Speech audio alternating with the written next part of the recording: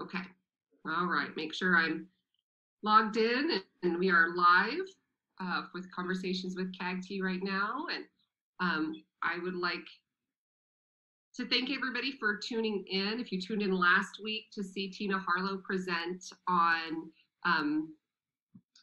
Bright Minds, Busy Bodies, it was a great presentation. Learned so much from what she had to share. And tonight we're here with Mark Hess on a second round. Last time we tried to do this back in middle of May, we had some technical difficulties. I was a newbie to the Facebook Live, and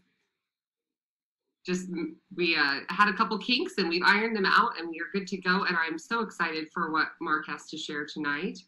We're going to wait just a minute here. I've got a couple eyes on the screen, a couple people saying hi, and just want to make sure everybody's joining us.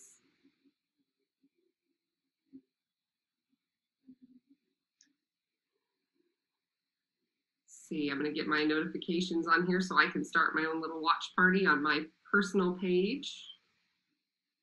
You can take a moment now to do that if you'd like to share this with people on your personal page. I think it's going to be a really good one, especially if you've got kiddos with who are Gen Z kiddos, like my son. And we see Debbie, Diane, Cassie, Lisa. Hi, thank you all for joining us. I think probably we'll go ahead and get started then. We're here tonight with Mark Hess. Mark is a gifted program specialist for Colorado Springs School District 11. He's also president of the Pikes Peak Association for Gifted Students, and that is an affiliate of Colorado Association for Gifted and Talented and a member of our board. So we are excited to have him here tonight. He's presented all over the West at different conferences, and I am just really, really excited to see this presentation he has to share tonight. If you have kiddos that would be designated as Gen Z, I think you're going to identify with a lot of what he has to share tonight. And I am really excited to hear all the great information he has. Please, as you're watching, feel free to put questions in the comments and we'll go back to those at the end. And Mark will have time to address some of those questions as well as some of the questions we've received from our our CAG team members throughout the state of Colorado. So Mark, I'm going to hand it over to you right now and let you introduce yourself any further and just go ahead and give it a whirl. All right. Hi, everybody. It would be fun to see who is here because I've never done a Facebook Live and I can't actually see who's with us.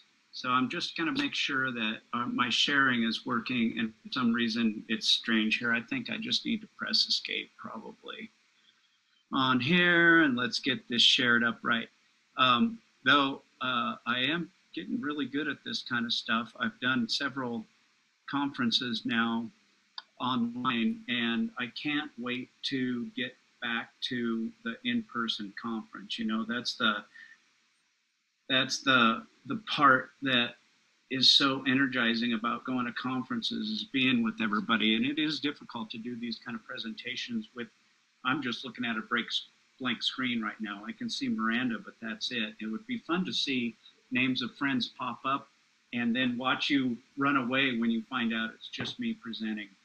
But I won't be able to do that, you guys, sorry. And so send me a note afterwards if you had a chance to watch it. Everybody knows this guy, right? His picture along with Abraham Lincoln was in every single classroom when I was a kid. And yep, that's our first president, President Getty Images. So we love to shake our heads and say things like, "Oh, kids these days," you know, and point swords at the current generation or generations that we're not a part of, because we know no other generation would ever make an online mistake like Generation Z would. But oops, look at that. So as it turns out, the generation who's laughing the loudest maybe about kids these days has the biggest trouble spotting fake news, and is, with the election coming up, is able to sign up for classes that will teach them how to spot fake news. And I love that the class is being taught by someone from Gen Z, most likely, or a millennial. You know, when I started teaching, I was 22. I had seniors who were 19 years old. and I was teaching my generation.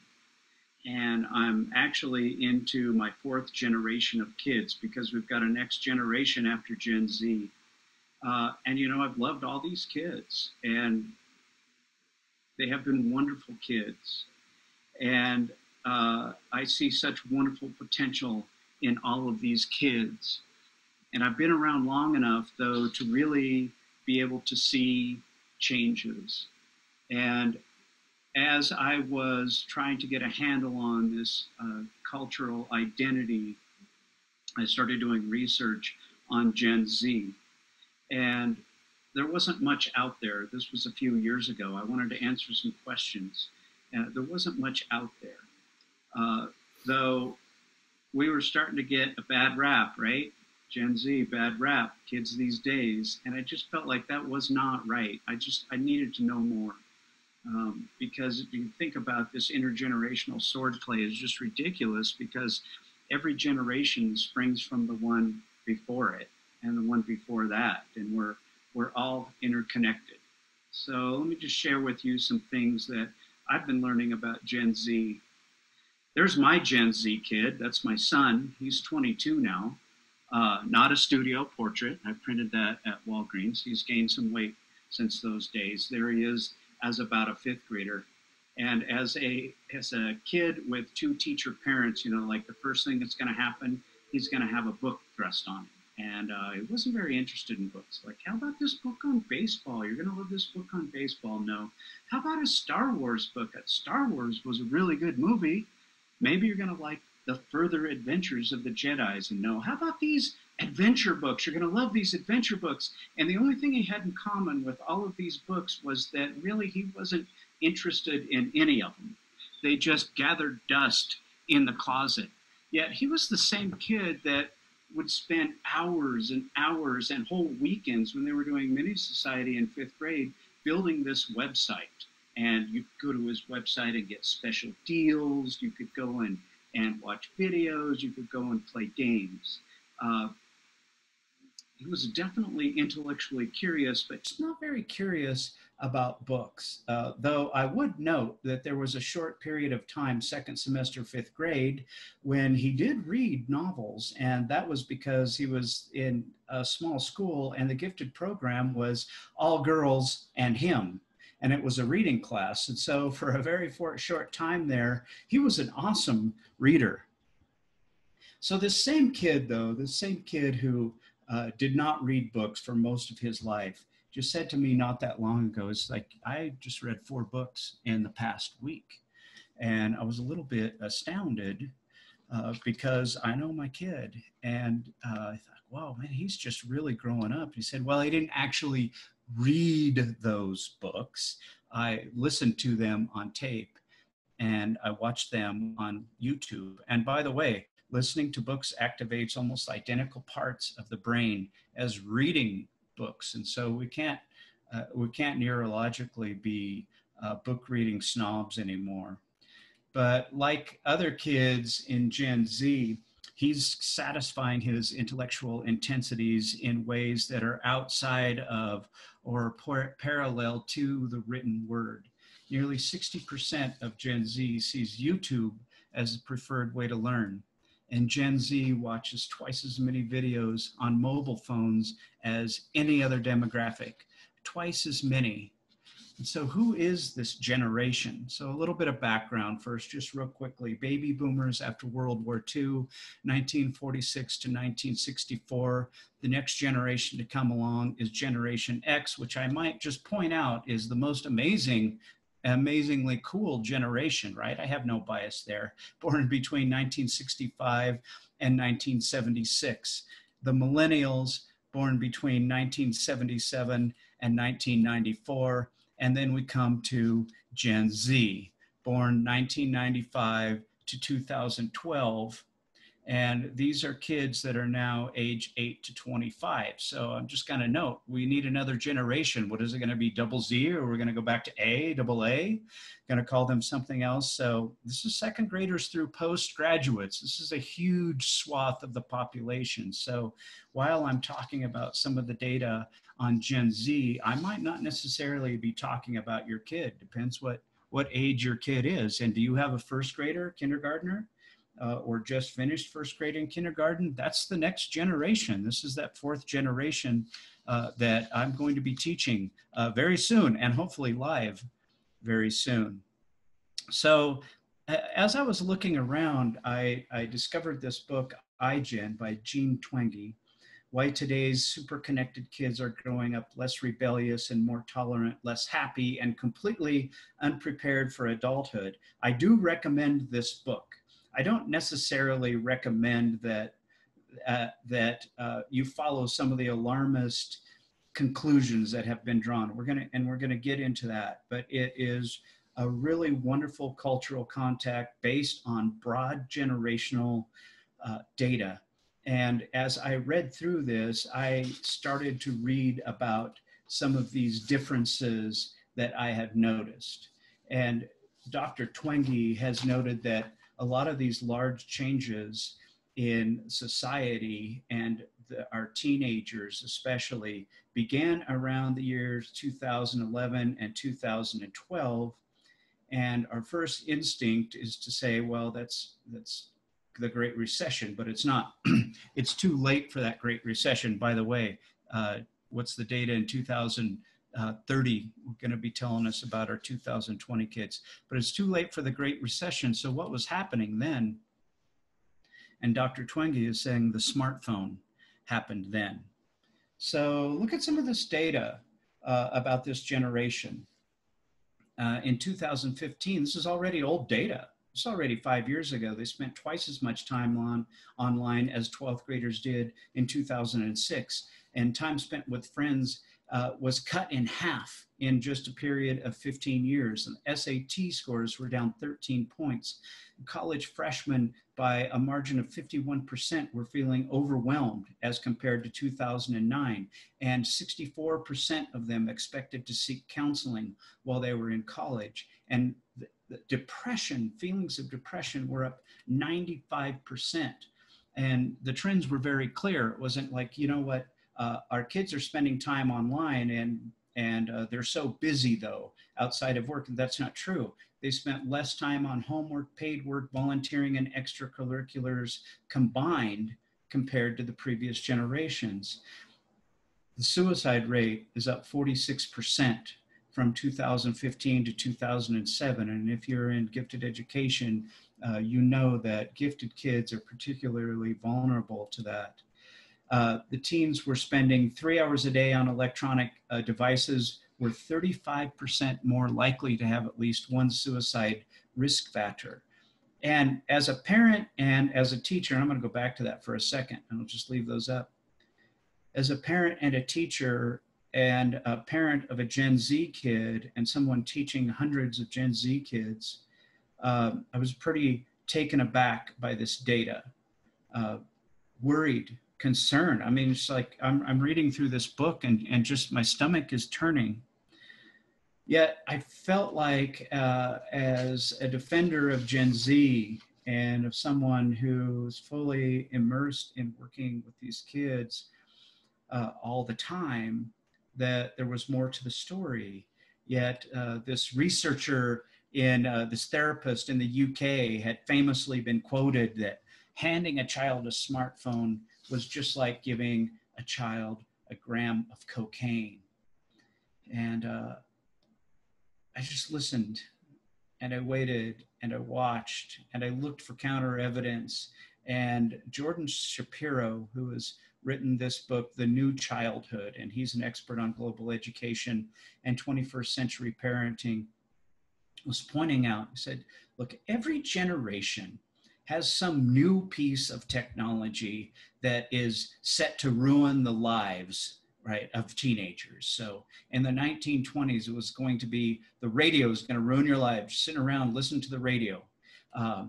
And my generation was playing too much Donkey Kong. You're going to be brain dead playing all those video games. And that isn't even to speak of what rock and roll can do to you, right? In 1954, this book was written called The Seduction of the Innocent. And the whole book explained how that comic books were making juvenile delinquents of an entire generation. And it was so alarmist in nature that Congress was acting on some of this information and had developed some guidelines for comic books that must be followed. I mean, it was like, this is bad stuff. Your kid's going down the tubes. Watching way too much TV was going to ruin the life of millennials, right? But 130 years ago. So there's a paper published in the 1880s that is warning parents, do not let your child sit by the window of a train, because the world is going to be going by so fast outside of that window that it's going to mess up their brain. Like they're going to have a seizure. Now, does that sound familiar? Playing video games, right? So 100 years later, we're saying the same thing about video games. And 400 years ago, or 500 or 600, whenever the printing press came along, there was an alarm that went out. What? Wait a minute. Reading books? This is going to ruin society if we have everybody reading books. We're not going to sit around telling stories to each other in the evenings by candlelight. This is going to ruin our world. And it's funny how that this alarmist nature has turned 180 degrees since iGen, since Generation Z. Okay, take a breath here for a second. Let's see what else is coming out. And so not that long ago, and I'm trying to think of what magazine is. Oh, Popular Science, I believe, published this article. Scientific American published an article about social media, and it was literally a reaction to the iGen book by Jean Twenge. And the title is Social Media Has Not Destroyed a Generation. And some social researchers were taking a look at numbers and doing what they do with numbers and in research and going about it in another way and saying, you know what, iGen and that the book by Twenge is full of correlations, but correlations do not mean causation, right? Just because two events appear to be closely related, it doesn't mean that one event is causing another, as illustrated by this graph. As you see that the total incident of cancer, which was on the rise and hit a plateau, seems to be correlated with cell phone use. And you can conclude from that, right, that cancer causes cell phones. So you got to be careful. You got to be careful about attributing causation to correlation. So what they tried to do was they tried to take a look at this. Okay, is providing a cell phone for a kid just like giving him a gram of cocaine? And this is their conclusion. I'm going to read you word for word here. So Przybylski and Orlean measured the percent of variance in well-being that was explained by social media use and found that technology was no more associated with decreased well-being for teenagers than eating potatoes. And that wearing glasses actually came out as a causation as to be worse for well-being. So that doesn't look for the stereotypical glasses wearing gifted geek, right? However, and I'm quoting some more from Scientific American. To be clear, it's not that social media is never a problem. Heavy use is associated with potentially harmful effects on well-being, but effects from social media appear to depend on the user, the age, and the mental health status of the user. So the cause and effect, they're saying, can be going in both directions. One of the interesting lines that Dr. Twenge puts out there in her book, iGen, is that the heaviest social media users among teenagers are also the most in-person social kids. And so that's an interesting relationship. But not all that aside, but in addition to all of these things, if we are in this field about gifted learners, we should always be asking ourselves, you know, so how is this experience different for a gifted kid? How is it different from the typical person?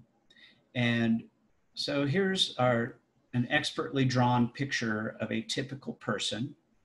that I've produced with my Sharpie. And watch this expert, see that expert graphic that came up there? So that graphic represents the way this person, here, let's do it, here effect, animated, there it goes again. Okay, so let's see, how does this person relate to the world? So those lines above their head represent the way that they interact with their world, like their physical world, their sensual world, the intellectual world, emotional world, spiritual, existential world, everything. How does a typical person interact with the world? And it's represented by those lines. Let's bring on board a gifted learner. And let's just use Colorado's 95th percentile, very common percentile to talk about giftedness. How does that world look like if you're a gifted learner? It's more like this. It's much more rich. It's much more multi-layered in texture. It's absorbing. It's much more intense. And if you don't know that book, Living with Intensities, edited by Susan Daniels, you gotta take a look at Living with Intensities. But let's go a step further and talk about Patty Gotto Walden, who did a conversation with CAGT a couple weeks ago. She talks about the profoundly gifted, so somebody in the 99.9th percentile, they experience the world more like that. It's a very intense and rich experience. Emotional intensity, top left here. I love this quote by Leslie K. Sword. Emotional intensity in the gifted is not a matter of feeling more than other people, but a different way of experiencing that world. So it's vivid, it's absorbing and penetrating, encompassing, complex, commanding, a way of being quaveringly alive. I love how she says that. They don't feel more, they feel different. And because of this, I believe, because of these intensities, that gifted boys and girls can make connections that other people can't, that they're able to see another's perspective at a younger age. They can understand the struggles that other people experience. They're masters at pinpointing injustices, and all from a younger age. And because of these intensities, I think what is so beautiful about the potential and the capacity of gifted kids, they have this great potential for capacity. And in short, these kids go to 11. So today's topic is talking about this potatoes or cocaine question a little bit, and we're not going to solve any problems here, but I want to open up some discussion. And I have been blogging Generation Z articles for National Association for Gifted Kids, and I'll show you where to get to those. But I had one of my first articles was about this dilemma about how is social media, how is media, how is the virtual world built itself in the context of giftedness and our kids. And part of the answer is you've got to think about also different ages of kids. And so I just have a few questions, a few points to throw out here, and we're going to keep it moving along. We're going to try to keep this pretty short here and answer some questions at the end. But think about making friends and how that oftentimes gifted children are challenged in that area. How might that both negatively and be positively affected by the virtual world? And I think it can go both ways there. You know, can you hide behind a screen, or do you make connections in the virtual world across the globe that you might not have been making before? Now you're gaming with friends in Ohio. You know, I've had my son has said that. I'm just talking to my friend and he's playing a game in Ohio. And those sorts of connections would not have happened a very short time ago. But how is it for feeling different? You know, it's just like, are you going to put a magnifying glass on your differences now when you see that the way that other people are posting pictures on Instagram or the TikTok videos they're putting up there? Is it just going to make you feel more different? Or again, are you going to find connections out there in ways that you never have before? All of a sudden you can find out information about the Society for Creative Anachronism, right? It's like, whoa, these guys are really into the Middle Ages. This sounds cool. That access would not even be possible unless you were in a city or a college town a very short time ago. The life of gifted girls is interesting online, and I'm going to read some information that I had read, an article by CAGT and Claire Shipman, and they've written this book called The Confidence Code for Girls. And if you have a tween girl or younger, highly recommend The Confidence Code for Girls. They were talking about how the internet has made cyberbullying even more intense for girls, and because now the verbal assault and aggression and ostracizing and excluding can go on now 24/7, right? It can't just happen in the hallways, but it can be projected to the virtual world of friends very, very quickly, and that is a huge concern. But Katty Kay and Claire Shipman, these authors of the Confidence Code, had talked about that there's recent research that shows that girls who follow high-achieving women with similar interests on social media enjoy an expanded worldview. And they recommend that parents urge daughters to follow 4 prominent women working in an area that they're interested in. So again, there's that dark, there's that light, there's that yin and yang. What about that insatiable desire for knowledge? So this goes well beyond Ask Alexa, right? I mean, you can dive very deeply into things you're interested in and very quickly online. However, very quickly get to places that really are not very kid appropriate, right? But this sensational desire for knowledge can be satiated, so almost satiated at times, right? So easily. And the compensation for perceptual disabilities. So 60% cite that YouTube is a preferred way to learn. All of a sudden, that takes that ticket to reading out of the equation. So someone with a perceptual disability can much more interact with the world, or twice exceptional kids can much more interact with their intellectual curiosity, can express their giftedness in ways that go beyond words now. It's not out there. So where do we go from here? Where do we go? I'm just opening up some discussion, and I'm getting very close to the end actually, and talk a little bit about this meme, this Generation Z attention span meme is 8 seconds. Have you heard this one? That caught my eye. It says the Generation Z's attention span is less than a goldfish. Well, it turns out that that's not true for 2 reasons. Number one, biologists are telling us that a goldfish's attention span is actually longer than 8 seconds. And also that there's this wonderful article, and I can send you the reference from BBC. It's talking about the origin of this meme. And it come from a questionable spot, and it was taken out of context. Go figure, right? Can you believe it? Taken out of context from a questionable source. That would never happen. And but it had. And it was more referring to, if you think about it, if you're scrolling through Facebook, for example, if you're looking at Instagram, if you are on the web and reading an article, that there's a very short period of time where your interest might be captured. And commercial advertisers have understood this forever. People who do print advertisement has understood this forever. It's more talking about the sort of infinite number of choices we have now. And so we're just going to scroll right on past something that does not catch our eye. A very important thing. It's very visual generation. That's another topic for another time.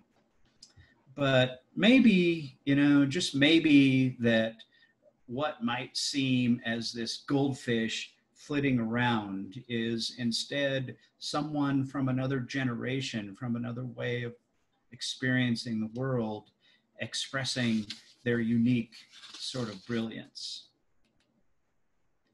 So if you're interested in seeing some of these articles, like what I have just talked about tonight is written in much more detail. Though you have to read something, you can't watch these on YouTube.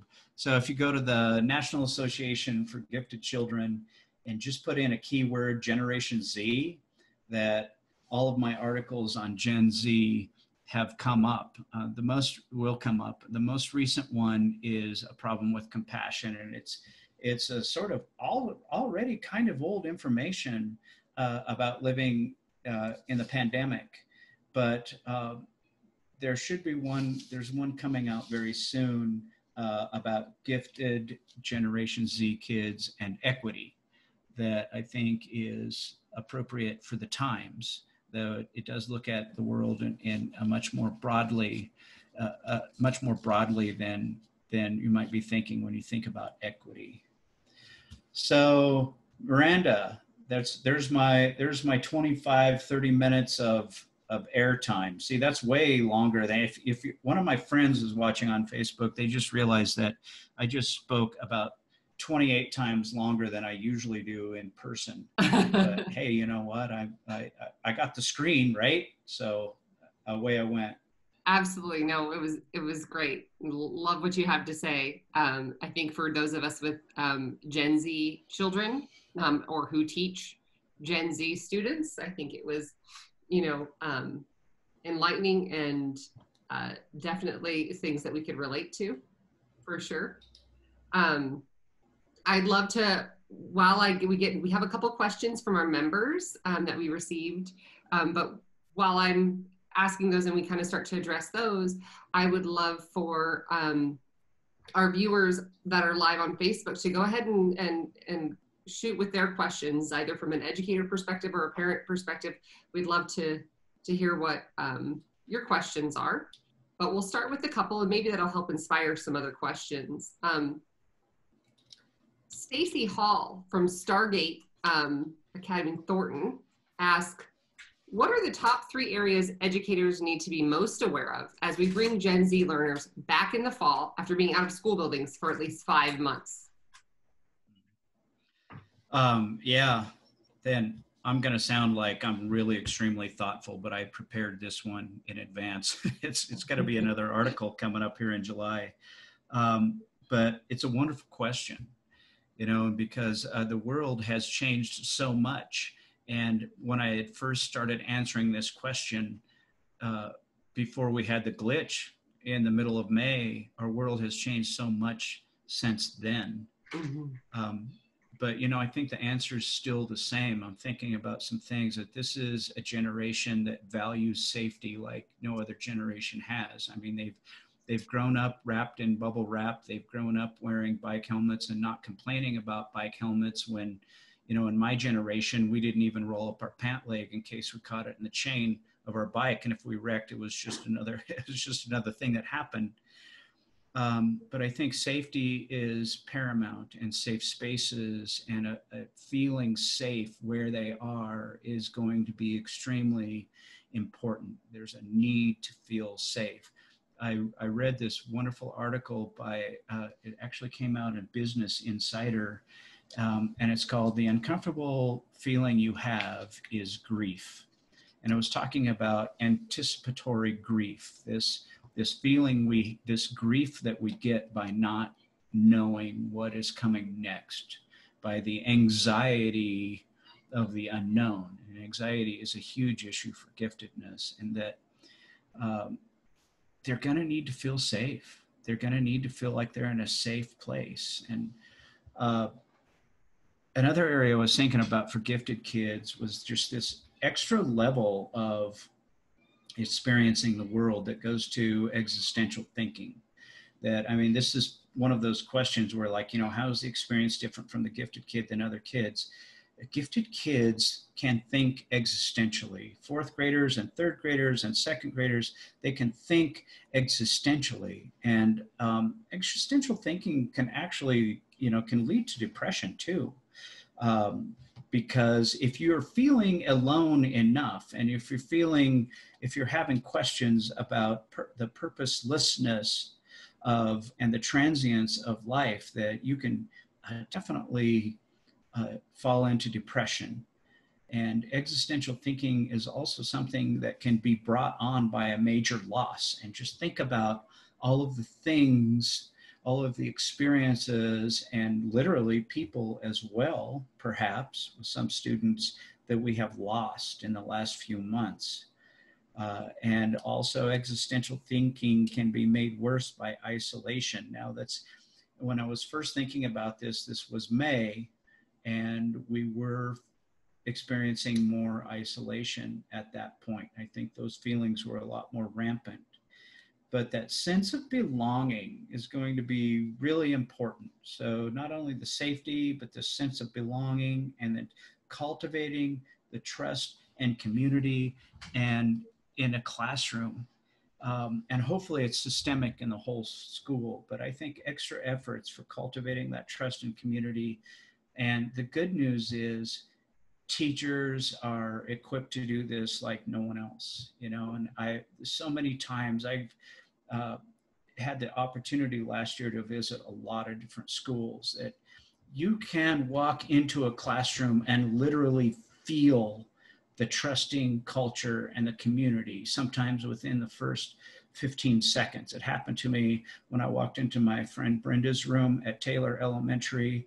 When I walk into Michelle's fourth grade room, I just feel this peace and this trust and community that is just so obvious and so welcoming and such. And that's that place of safety, right?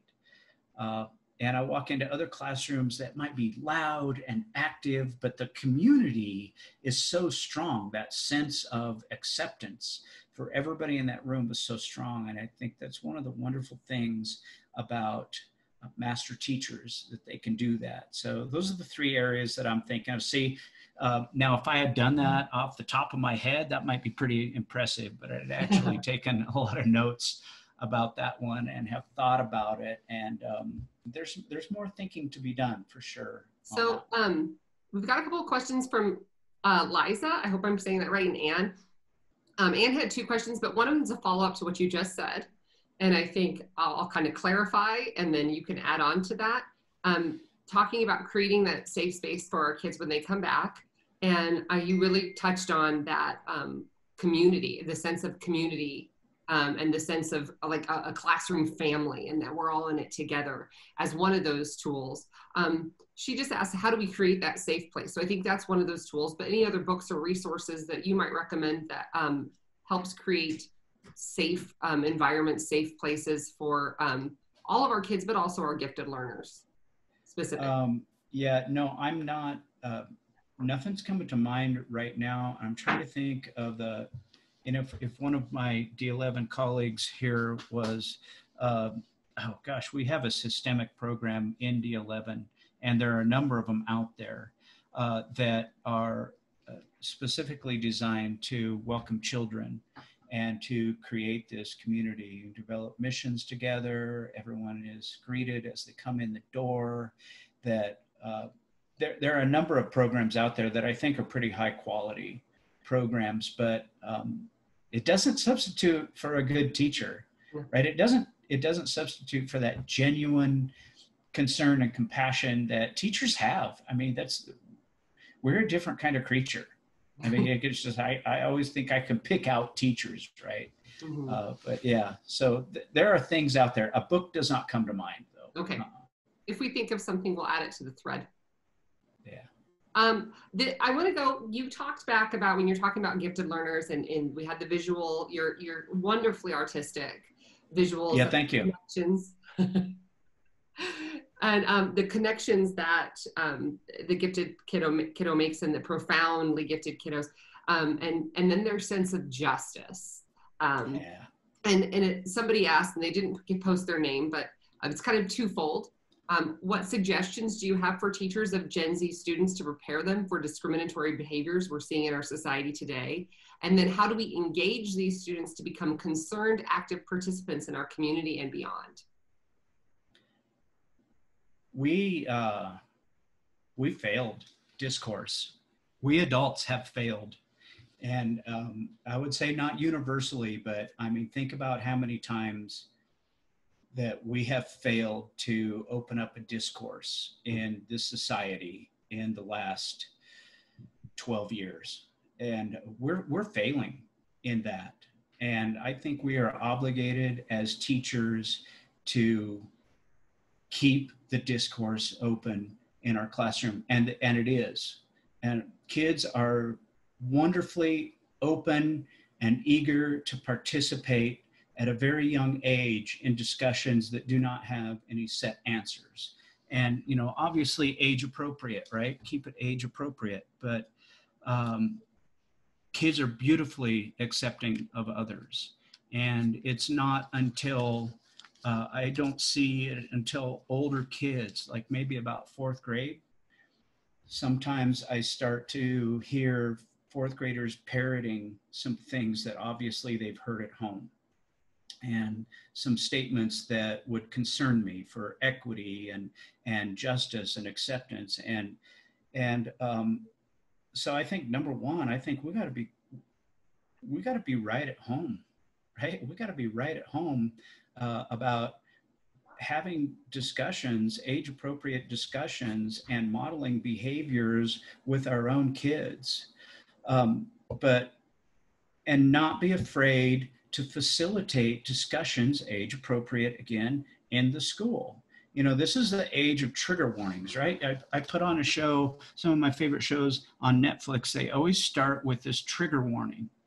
And some of them will be obviously, you know, maybe, I don't, you know, bad language, right? This new one on there is smoking. I mean, seriously, we're going to have to put a trigger warning about smoking but I guess so. But it's so ironic because we ask kids to come to school and rehearse an active shooter drill. And a first grader can come home and tell us how to behave when there's an active shooter in the building. I think that's just a little bit ironic if we're not going to open up a discourse about some discussions that might be a little bit difficult to have. We need to have those discussions. Look, Generation Z this is the generation of Greta Thunberg, you know, the Times Person of the Year, the environmental activist, 14 years old. She's the Person of the Year. That's Gen Z kid. And this is the generation of the Parkland teens who led the marches for safety. Just, what was this, 2 years ago now? These were the biggest youth marches that we've seen since the Vietnam War. Gen Z is out on the streets now. This is an active generation. They've gotten a bad rap for not wanting to confront unpleasant discourse, but I think that's over. I think that's done. And I think that even age appropriate kindergarten and first grade and second grade, we need to have these conversations. And gifted kids just have this beautiful sense of justice, sometimes aggravating, right, for parents. You know, that wasn't fair. Yeah. And that will be pointed out to you right away. But let's use this compassion. Let's use this empathy that these kids have. Oh yeah, my son is definitely well aware of what's going on in the world, probably in some cases too aware. And that sometimes, you know, he's called me on like anything, maybe something I said that was possibly a microaggression, you know, because I'm still educating myself, and he's definitely called me out on it. I think that they have an awareness that is unique to their generation.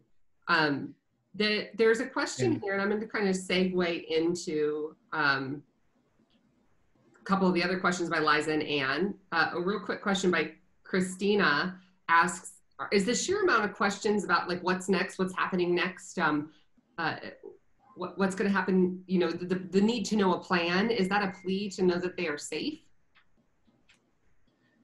Yeah, that's got to be number one. That's what I want to know first, right? As a teacher going back to school.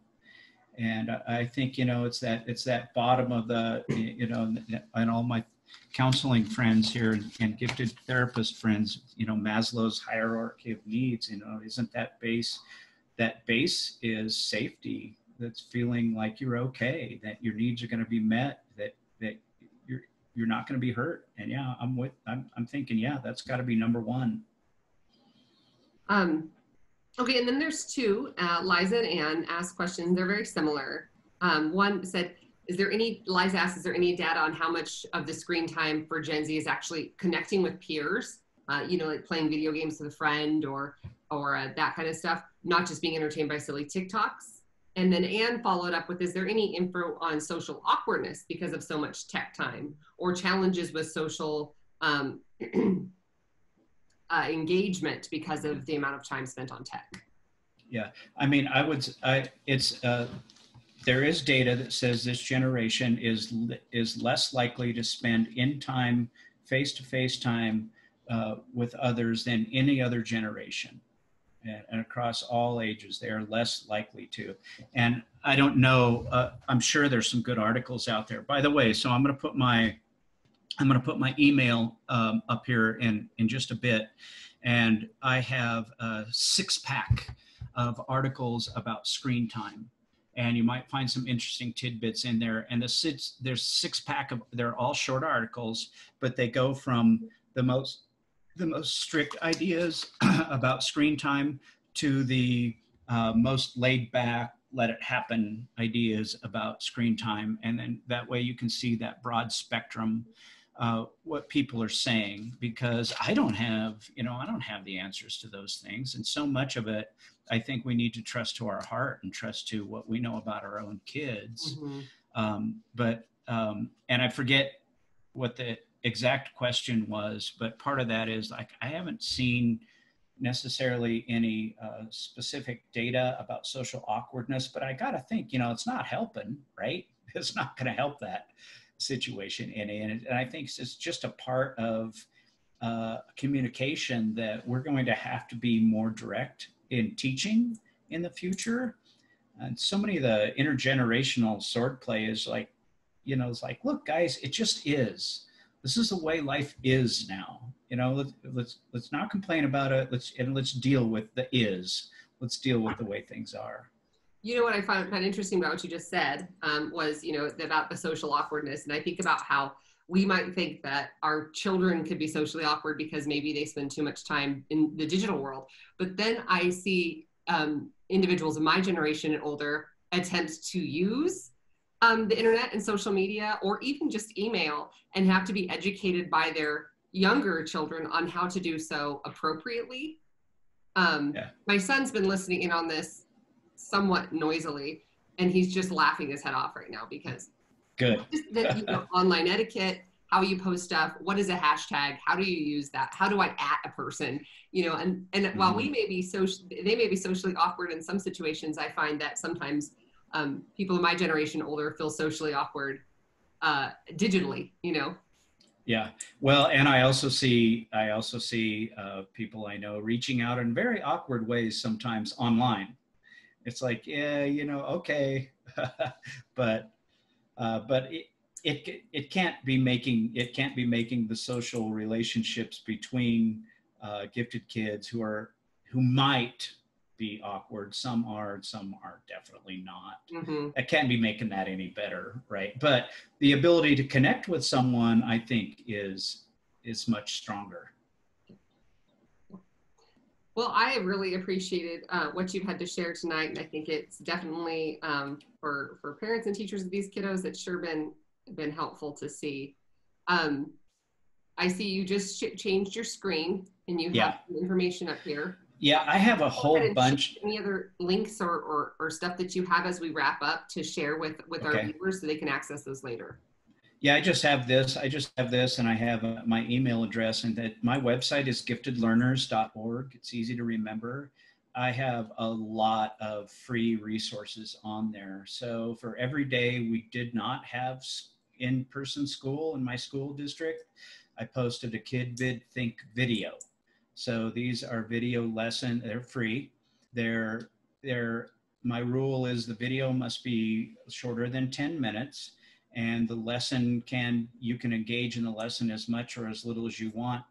All of them also have extension suggestions, which are a lot of them kind of project-based learning or using more tech, like creating movies and things like that. Some of them are very non-tech based, using cardboard tubes and tape and scissors to do things. But these lessons can go from 10 minutes to 10 days. I mean, you could really take off with them. They could just be a teaser for some sort of lesson. They could just be a sponge activity in a classroom to get people calmed down after recess, whatever.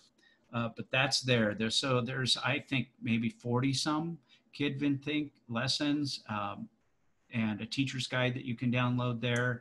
And I had also posted this primary sources activity with coronavirus. Just thought, in my opinion, is that we go ahead and have open talks and specific discussions about our world and on a kid appropriate level.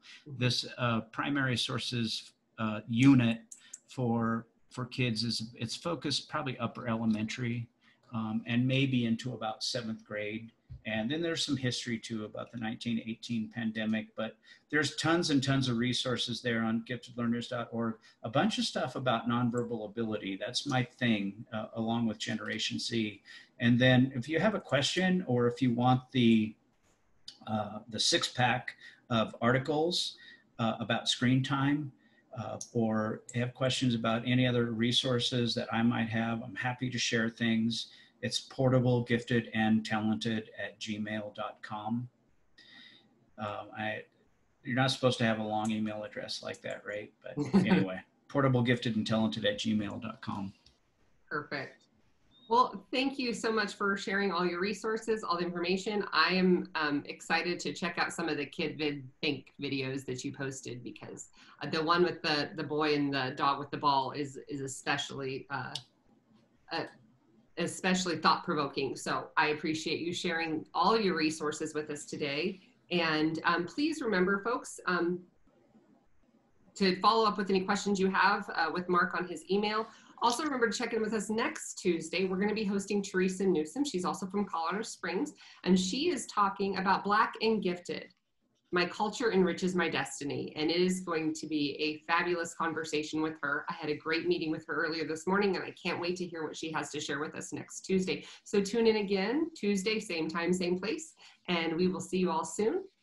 Thanks again, Mark, for joining us this evening, taking time out of your day. That was fun. Thank you. Everybody have a great night. We're signing off.